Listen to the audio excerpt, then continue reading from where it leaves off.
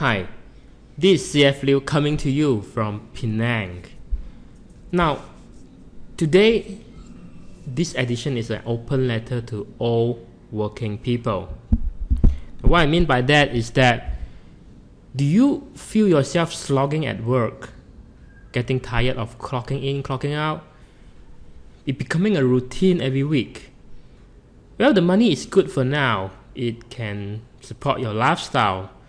Although you doubt that with the current increment going on, it could actually can enable you to retire rich and wealthy and enjoying the life that you want after retirement. Or, in other words, retire comfortably and gracefully. The only joy sometimes, day in, day out, the only joy that you feel in a day of 24 hours is the fact that when you're back with your family, you see your kids, which growing up, which fast growing up, and when you're back home and see your wife, it's the only moment you find solace is at night when you are with your family. Now, not to mention, when you talk about works, not to mention the predictability. Not to say it's a bad thing, but you might be very busy day in and day out with never-ending projects, never-ending tasks, but somehow deep inside you just don't feel fulfilled anymore, or some people will call it job satisfaction. Now you feel that it is kind of stagnant when it comes to your career. It kind of stagnant both on a personal level and on a career development standpoint. Now you feel like you're fighting the same old crap every single day. Now the passion in what you are doing has maybe faded over the years. Now when you meet up with a friend, a long-time friend, it's very common to ask each other how you are doing, and when it asks you how's work, your normal answer would be like that lor, like that lah, macam itulah, right? And you try to steer away from that topics. Try not to talk about it. The fact is, the work has just saturated, and if you are in the late 30s or maybe early 40s, the word saturated is likely can be used for your salary or income as well. But you always aim to upgrade your lifestyle, the ever upgrading lifestyle of yours. On the surface, I mean, it's an envy to many. Maybe people envy you. Like every few years you change a new car. What else? You got a new phone, smartphone every year. You get the latest gadgets. And for many people around you, your aspirations to live like you are like very wealthy. It's an envy for many people, and you drive a nice car. It's cost you like 20-30% of your monthly salary. Perhaps you indulge in hobby like now it's very hot, cycling as an exercise. Okay, do cycling gear. I know it's not cheap, costs you a few thousands. I have ex-colleague that told me he pay like 10,000 for the cycling gear, which he pay in installments, just to enjoy that kind of trend. It's trendy to cycle these days. Here's the thing is, you say, hey, it doesn't matter. I mean, I can always upgrade my lifestyle because it brings me joy. I mean, all the material possession, feel very happy. And if you feel that no matter what you're earning, you feel that if money is not that enough, I could actually look for another job. Maybe you have been in your industry, in what you're doing for the past 10, 15, 20 years. So you say, maybe with my extensive experience, I can actually jump to another company, say with a 20% salary hike, right? But here's the hard reality. For many company HR, once you hit late 30 or early 40s, they're actually reluctant to hire you. Now, yes, you might be very experienced, but so what, right? It probably costs a company a lot less to train and retain a new staff of fresh grad to your level of expertise, say in 5 years. And plus, the younger people can work longer hours, then they are more hungry. In other words, you are just too expensive to be hired. Then again, and this I do not mean to offend anyone, is that for many people, when you say I have 20 years of job experience in what I'm doing, it's really just that kind of one-dimensional experience repeated for 20 years. Not 20 years of multi-experience, but one experience repeated 20 years. And if your job scope is the same, and you didn't initiate to rotate into new job roles, that is very likely the case. But to add salt to the wound that's the paradox, okay? The other paradox of being real competent and real good in what you are doing is that for the past 20 years, you're real competent, excellent performer. Now you're going to change to another job.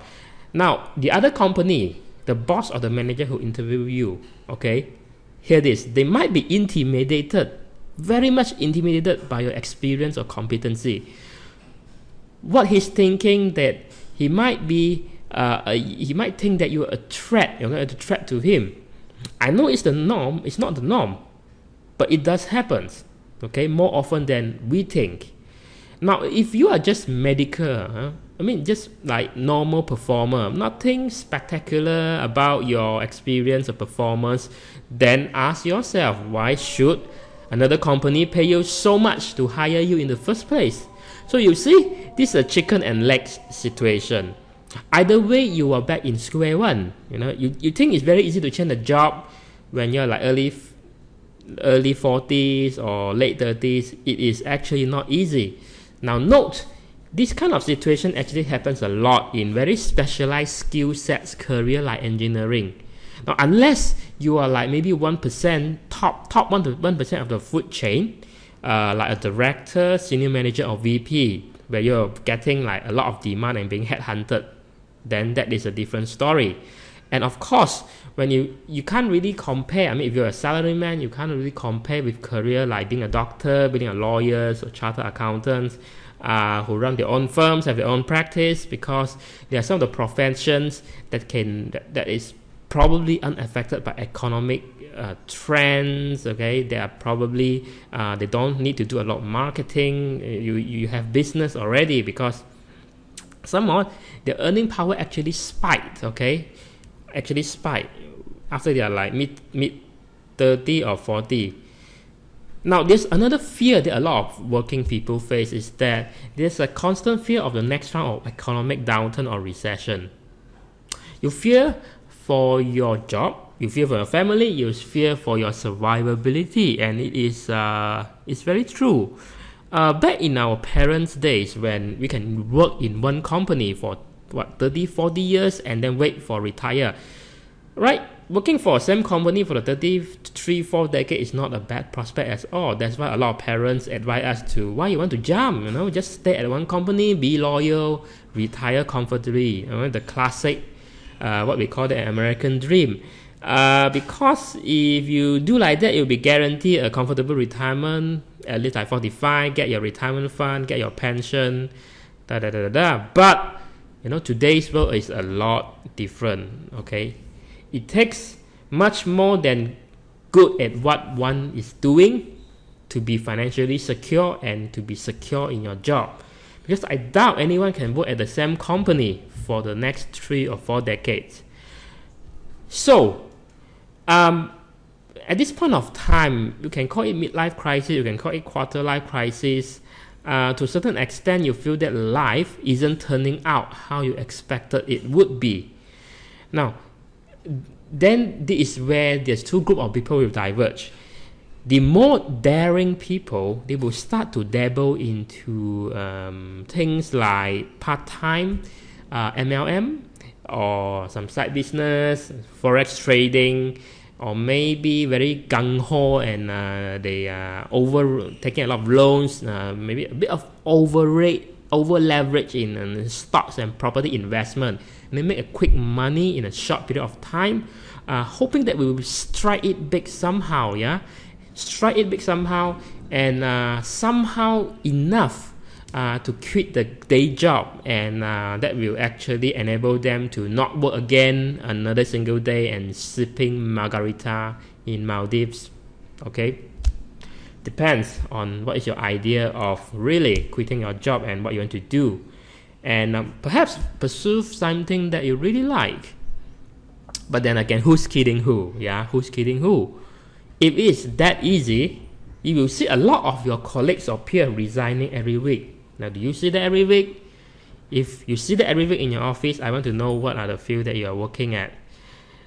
Now, the not so daring part and perhaps the not so informed part, people in personal finance, they will probably feel a bit too paralyzed to do anything at all. With your current obligations, financial and family commitment, you feel that your hands are tied, so there's no way out. Just continue like what you were doing, even though the feeling, the passion is not as the same anymore. And I do not mention, I have not mentioned time. Time is an expensive commodity when you have family, right? For some people, they feel that I got a lot of perhaps I can still keep a good day job and manage my investment during the office hours. And you thought that was that easy, but actually I spoke to a lot of people. It's not really easy, because you can't really concentrate on your work and your investment during working hours when the market is really in action. Can you? Now, there's two ways to address it. Okay, two ways. Okay, I want to address these two things to two groups of people. See if you can relate. Now, for the daring group of people, really you don't need to take any unnecessary risks. It's all well if you are facing the scenario, the scenario that I've highlighted before, hit 40 or something. Time is still at your side, it's still your ally. I've seen clients who are facing this, and this is what I share with them. If you stick to what you are doing, your day job, and be frugal, start investing and saving, you could be very well be financially independent by 50. Now, I'm not that yet, but I've actually known and seen real cases. Those are exact people that I would like to learn from and emulate. One people like my pal there, Lai Seng Choi, author of this book Freedom, author of this book Freedom. Get that at the bookstore. By Kanye Publication. He just like mid-40s, and he started way earlier in early 30s about this being frugal, start to invest, plan your own finances and stuff like that. And he's still working as a day job, senior manager in his company in JB. On a part, not it's a salary, he's still working as a salary position, but he's going to a point whereby it would be his pastime. He don't need that job, but then again, takkan you want to don't work when you're age like 40, right? So you just keep that job, but at the same time, it gives him a lot of option to explore things like doing his own coaching program in the investbursa.com program that I partner with him on really long-term stock investment. Now again, these are what I think, but to support my point, I would like to quote those very or famous authority figures, people like Yap Ming Hui. I'm sure you know. He's the author of this book, Set Yourself Free. He's a column for the Star. The Star. There are some articles that he wrote from the Star, and he particularly wrote about this aspect when it comes to working class people in his article and in his book, Set Yourself Free. I'm just going to quote some of these paragraphs from him. He says, you don't have to take high risk to become rich. Achieving a financial independence will set you free, and you can do that with minimum risk. The thing is, if you don't know what you're doing, you better don't do it, because in his analogy, he said if you put a Formula One race car, and I tell you, there's nothing to scare, right? There's nothing to scare, and there's nothing to stop you from driving this car as fast as those professional Formula One drivers. Only that you have never learned the special skills and technique to control a Formula One car. Now, the fact of the matter is, taking more risks does not guarantee financial success. While fraught with uncertainty, it might get you rich quick and also ruin you. Now, for instance, Yap Ming Hui knows a 45-year-old banker who is inspired by Robert T. Kiyosaki's book, Quit His Well-Paying Job to Start a Business. 2 years later, his business heading nowhere. He's on the verge of eviction. His wife have taken his children to live with his parents, and the company repossessed his car. Then, a friend of his in the same situation, he took out a maximum loans with the view of getting rental income in property investment, and to hope that the property price will appreciate, and he flipped that for a handsome gain. But then again, he bought the property, cannot find any tenants, struggle to make the monthly installment to the bank. So according to Yap Ming Hui, I have to agree with this. There's a more plausible and less risky solution to becoming wealthy. Instead of jumping straight into taking more risks and acquiring debt, taking a step back and start by optimizing your existing financial resources. The aim of doing so is that you can work towards become financially free. The byproduct of this exercise is that you will acquire knowledge and experience about how to manage your financial risk and investment. Now, that is what I think is very relevant for those who are so daring and go all out without actually thinking about the risk. Now, the second thing is about to address the not so daring group of people. I would say the best thing to do is that to change, tweak that mindset and take the right action starting today. Now, you could seek education or assistance to optimize what you've got now. Work on short-term goal like a contingency fund, okay? And work on long-term goal like your eventual retirement.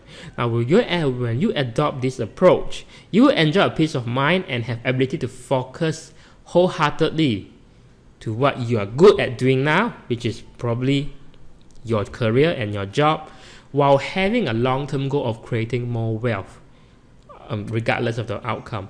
By far, this is a more certain and safer way and a more fulfilled approach, okay, to inch closer to that ever seemingly elusive goal of overall happiness and financial independence.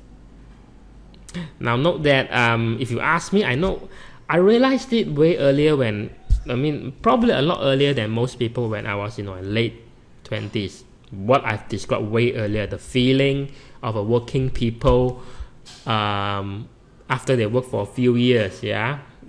These are not theory. I feel that myself, to be honest. So that is why I decided to break away from what I was doing and doing what I am doing now, with an intense feeling of fulfillment every day. And I'm not suggesting you do what I do, but I'm saying that if you are working class people, you have options. You have better options. That what I have highlighted above. Now, what I highlighted before, these are the exact same thing I could help you or help you achieving. Keep your day job and just invest and manage your finances. Okay, at least you have a peace of mind. But first, and this is very important, I saw this phrase from the latest Business magazine too.